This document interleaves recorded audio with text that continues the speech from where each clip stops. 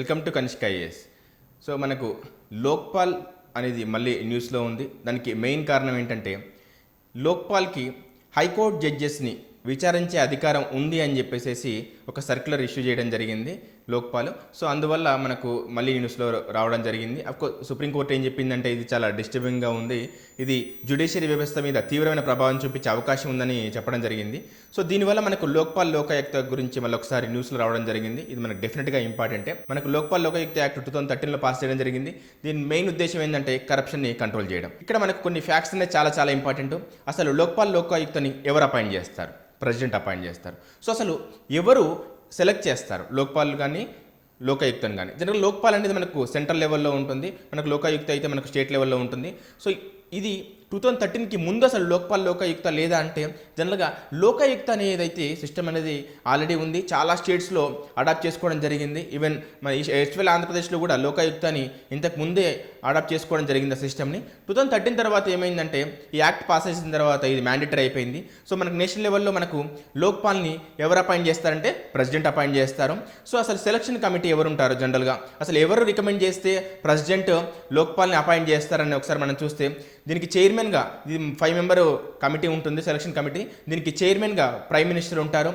Members ఒకసారి మనం observe చేస్తే మనకు సుప్రీంకోర్టు చీఫ్ జస్టిస్ కానివ్వండి, లేకపోతే ఆయన అపాయింట్ చేసిన ఆయన కానివ్వండి, సిట్టింగ్ సుప్రీంకోర్టు జడ్జి ఒకరుంటారు. నెక్స్ట్ లీడర్ ఆఫ్ అపోజిషన్ ఉంటారు. Next speaker of the Lok Sabha ఉంటారు.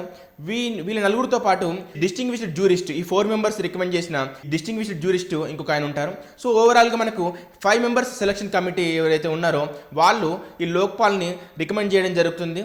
వాళ్ళు రికమెండ్ చేసిన వాళ్ళని ప్రెసిడెంట్ అపాయింట్ చేయడం జరుగుతుంది. సో ఈ లోక్పాల్లో మ్యాక్సిమం 8 మెంబర్స్ వరకు ఉండొచ్చు. ఓకే, సో ఈ 8 మెంబర్స్లో మనం ఒకసారి అబ్జర్వ్ చేస్తే 4 మెంబర్స్ జ్యుడిషియరీ నుంచి ఉంటారో, 4 మెంబర్స్ నాన్ జ్యుడిషియరీ నుంచి ఉంటారు.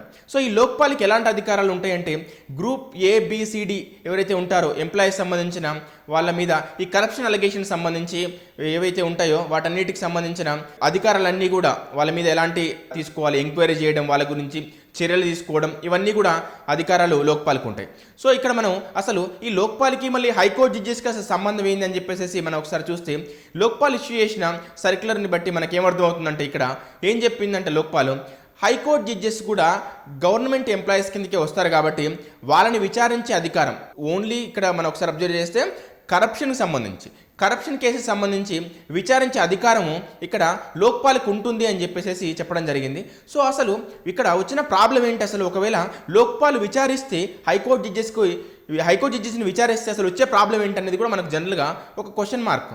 ఎందుకంటే లోక్పాల్ అనేది అసలు కరప్షన్ కంట్రోల్ చేయడానికి మనకు ఆల్రెడీ కొన్ని కామెంట్స్ వింటూనే ఉన్నాం, కొన్ని అలిగేషన్స్ కూడా ఉన్నాయి, జ్యుడిషియరీలో కూడా కరప్షన్ అనేది ఉంది అని చెప్పేసి మనం వింటూనే ఉన్నాం. సో అలాంటప్పుడు ఇక్కడ లోక్పాల్ అసలు హైకోర్టు జడ్జెస్ని విచారిస్తే ప్రాబ్లం ఏంటి అని చెప్పేసి కూడా కొన్నిసార్లు మనకు డౌట్ రావచ్చు. కాకపోతే ఇక్కడ ఏంటంటే హైకోర్టు అండ్ సుప్రీంకోర్టు రెండు ఒకసారి మనం అబ్జర్వ్ చేస్తే కాన్స్టిట్యూషనల్లీ ఇంటిగ్రేటెడ్ జ్యుడిషియరీ కింద మనం ఎస్టాబ్లిష్ చేసాం. ఇక్కడ ఈ హైకోర్టుకి కానీ సుప్రీంకోర్టు కానీ కొన్ని స్పెషల్ పవర్స్ అనేవి ఉన్నాయి. సో ఇక్కడ మన కాన్స్టిట్యూషన్ని కంప్లీట్గా ఇంప్లిమెంట్ చేయాలన్నా, ఫండమెంటల్ రైట్స్ని కంప్లీట్గా ప్రొటెక్ట్ చేయాలన్నా ఇక్కడ ఇండిపెండెన్సీ అనేది చాలా అవసరం జ్యుడిషియరీకి.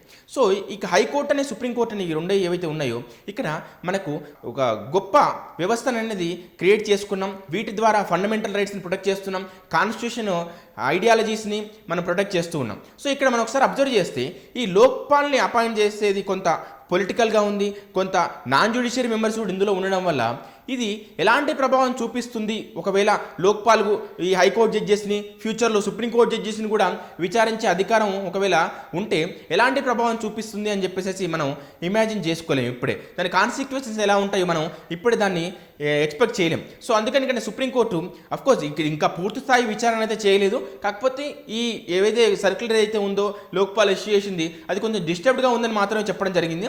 అంతేగాని పూర్తిగా దీని మీద విచారణ ఇంకా కంప్లీట్ అవ్వలేదు. మేబీ మనకు ఫ్యూచర్లో కంప్లీట్ అవ్వచ్చు. సో ఎనీవే ఇది లోక్పాల్ అనేది మనకి న్యూస్లో ఉంది కాబట్టి దీని గురించి పూర్తి సమాచారం అనేది మనకు డెఫినెట్గా మన దగ్గర ఉండాలి. దీనికి సంబంధించిన ఫ్యాక్ట్స్ అన్ని కూడా మన దగ్గర ఉండాలి. ఎగ్జామ్ పాయింట్ ఆఫ్ వ్యూలో మనకు ఆబ్జెక్టివ్ ఫార్మాట్లో అడగొచ్చు, లేదంటే డిస్క్రిప్టివ్ ఫార్మాట్లో కూడా మనం అడిగే అవకాశం అయితే డెఫినెట్.